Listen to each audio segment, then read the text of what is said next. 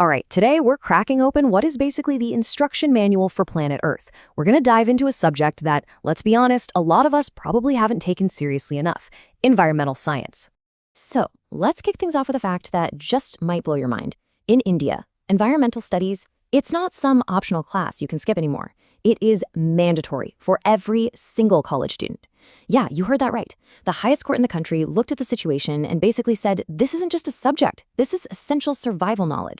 And that really is the key, isn't it? This goes way beyond just cramming for an exam. We're talking about understanding the fundamental operating system of our entire world. You know, the system we're all plugged into every single day of our lives.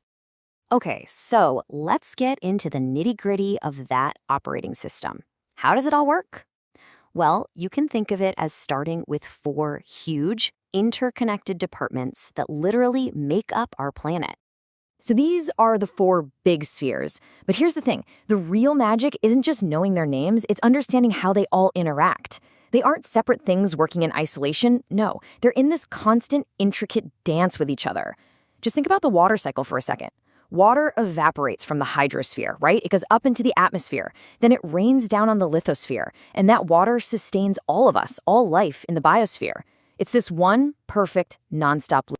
And right where these spheres meet and mingle, that's where you get ecosystems. Honestly, the best way to picture an ecosystem is just like a neighborhood. You've got your residents, those are the living or biotic things like plants and animals. And then you've got the infrastructure, the non-living or abiotic stuff like sunlight, water, and the soil beneath our feet. And just like in any good neighborhood, everybody has a job to do. You've got the producers, they're the ones making the food. You've got the consumers, they're the ones eating it. And then you have the real unsung heroes of the whole operation, the decomposers. I'm talking about fungi and bacteria. These guys are nature's own incredibly efficient zero-waste recycling plant. Seriously, without them, we'd be literally buried under billions of years of dead stuff. Think about that. Okay, all of this brings us to a really powerful way to think about our own role in this whole system. I want you to try and reimagine our entire environment, but think of it as a very, very special kind of bank account. Here's how it works. Our non-renewable resources, coal, oil, that kind of thing, that's the account's principal, the main capital. It took millions and millions of years for that to build up. And here's the kicker. Once it's gone, it is gone forever. Then you've got the renewable resources, like forests and water. Think of that as the interest the account generates. Now, you can live pretty comfortably off the interest, right? But the big question is, what happens when you start blowing through the principal? But here's the thing about this bank account. Some of the most valuable things in it, well, you can't put a price tag on them. These are our truly priceless assets, the living treasures of our planet, biodiversity.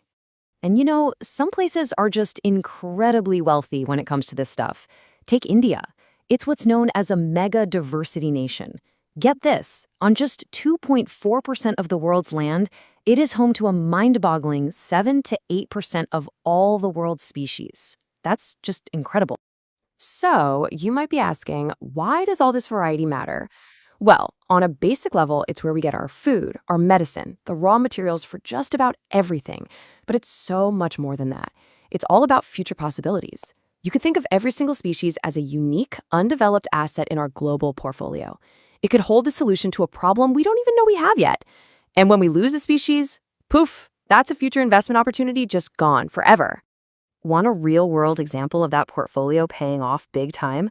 Look at this. This little flower, the rosy periwinkle, seems pretty humble, right? Well, it turns out it contained compounds that completely revolutionized how we treat childhood leukemia. It really makes you stop and think, doesn't it? What other miracle cures are out there, hidden in nature, that we might be destroying before we even get a chance to find them? So what do we do? How do we protect these incredible assets? Well, there are 2 main game plans. The first is called in situ, which is just a fancy way of saying on site. That means protecting species right where they live in their natural homes, think national parks. The other strategy is ex situ, or off-site, and you can think of that as the emergency lifeboat. It's for when a species' home isn't safe anymore, so we move them to places like zoos or seed banks to try and save them. And let me tell you, that lifeboat is getting dangerously crowded. Because we have to be honest with ourselves, our natural bank account is in deep, deep trouble. It's in crisis. We're making absolutely reckless withdrawals, and at the same time, we're making toxic deposits. Let's just talk about water for a second. In India, a staggering 90%, 90, of all fresh water isn't used for our cities or for factories, it's used for agriculture. Now think about what that means. When 90% of your water is dedicated to growing food, a water shortage isn't just a water shortage anymore. It instantly becomes a food crisis. And our attempts to manage these resources, they often come at a huge human cost. We build these massive projects like the Sardar Sarovar Dam, and what happens? Millions of people get displaced. And for many of them, we're talking about tribal communities whose entire way of life, their culture, their very identity is woven into the fabric of the rivers and forests they've just lost. And that forces us to ask a really, really tough question, probably one of the most difficult in all of environmental science. Who is all this development actually for? And maybe more importantly, who's paying the price? You can see this environmental deficit crystal clear when you just look at the forests. In India, the national goal is to have 33% of the country covered in forest. The reality? It's only about 12%. That's a massive gap. And it's not just a number on a chart. It represents real, tangible things. Lost homes for countless species, ecosystems on the brink, and, well, our natural bank account getting drained at an alarming rate. And let's be clear, this crisis is anything but equal. The average American uses 24 times more energy than the average person in India. 24 times. We might all be in the same boat, but it's pretty clear that some folks are taking up a whole lot more room than others. So while we're busy making all these withdrawals, we're also making deposits. Just the absolute worst kind. That's what pollution is. It's like a penalty tax on our bank account. It's the wrong substance, in the wrong place, in the wrong quantity, and it just devalues the entire thing. So, what's the solution? How do we stop this account from going completely bankrupt? Well, we need a new financial plan. We need to find a path to sustainability. And at its heart, it's actually a pretty simple idea. Sustainable development is all about balance. It's about figuring out how we can meet our own needs today without bankrupting our children's future. It's a massive challenge, really. A challenge of fairness, not just for everyone alive on the planet right now, but for all the generations who haven't even been born yet. And this isn't something we can just solve with a new gadget or a few new laws.